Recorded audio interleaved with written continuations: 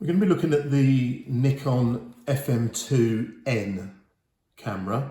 These were produced in the 1980s and early 90s. This is a later model. That can be seen particularly on the shutter speed dial here, where you have both ASA and ISO. So ASA/ISO written there. So ASA was the older form of measurement and ISO is the current form of measurement. So this is during the sort of crossover period between those two. It's a totally manual camera. So as you can see, there are no automatic settings. The top plate is very simple. You have a wind on lever here. You have a shutter button here. And you have a shutter speed dial here. The shutter speeds range from 1 second right the way round to 1/4000th of a second. So it's pretty fast, this particular camera. And it has a flash sync, more importantly, of 1/250th of a second. So most cameras of this era had a flash sync speed of 1/60th of a second. Some, although quite rare, had 1/125th of a second. But as you can see, the FM2n has 2/50th. Now, what that means is that when you're photographing with flash, where a flash is actually put onto the hot shoe of the camera, or if a flash is plugged in using the flash sync socket here, then with moving subjects, the flash sync time being so fast will capture the image absolutely crisply, so there will be no movement. With a slower flash sync, when you're photographing moving objects with flash, the flash will freeze the object, but you might still get a little bit of movement lagging behind. As I say, the 1/250th of a second flash sync actually eradicates that, so the images will be very, very crisp. This dial also houses, as we looked at earlier, the ASA/ISO film speed settings. That they are achieved by literally raising the column. Here there's a little band that you can raise, and as you turn that you can see the ISO speeds, the film speeds, actually changing. If you want to create multiple exposures, there is a multiple exposure lever. So if you wind the camera on like so, you take your first image.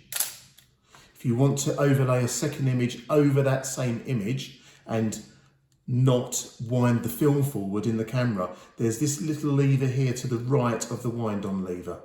So if we pull that downwards and keep it pulled down whilst turning the wind on lever, what that will do, it will wind on the mechanism within the camera here, but it will not allow the film to be wound on.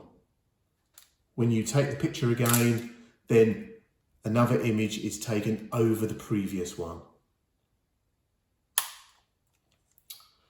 This is the rewind lever.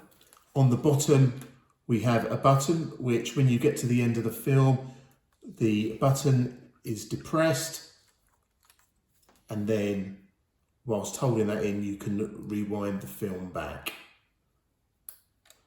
Once the film is wound back, there is a lever here, a safety lever, which prevents the back being opened by mistake. So the back opens by pulling up this column, but as you can see, it is in a locked position.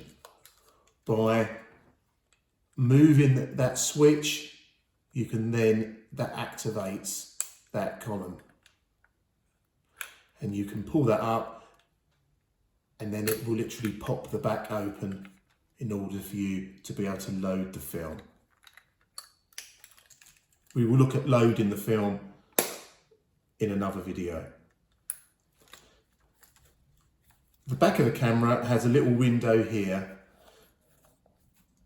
This is for you to store the end of your film carton so that you can remember what film is actually in the camera.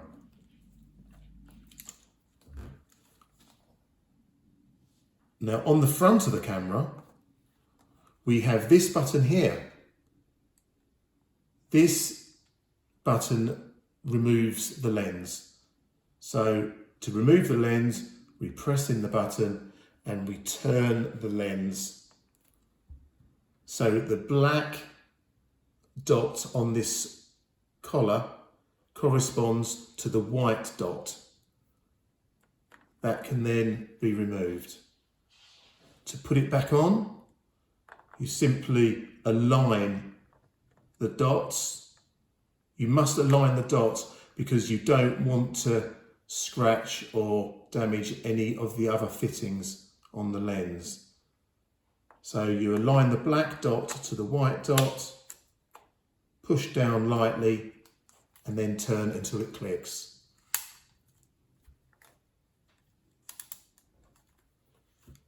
On the other side, we have a self-timer. By moving the self-timer down and then winding on the camera, we can press the shutter button, and as we press the shutter button, you will see the lever start to count down. This gives you time to have the camera on a tripod and to move in front of the camera for self-portraits, or for you to be able to take timed exposures as well for long exposures. There's an additional switch here next to the self-timer. This is your depth of field preview switch. This allows you to set your particular acquired aperture and to check by pushing this down how much of your field of view has actually come into focus. The viewfinder will go quite a bit darker, so you'll have to concentrate on the focus areas within your shot, but it will actually give you an idea of how much depth of field you have within that image. There is, on the bottom, there are two sockets, here and here. These are for the fitting of a motor drive or a winder.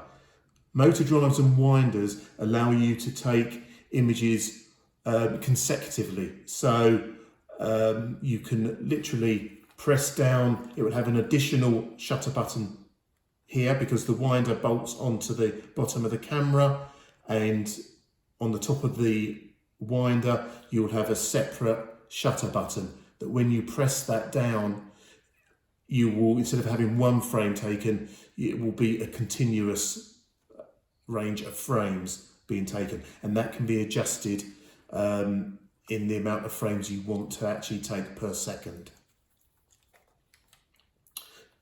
It's a good idea to make sure you don't damage these, keep them clean.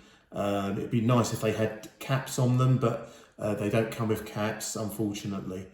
So it's just a good idea to make sure they are nice and clean in case you decide to use a motor drive at some point.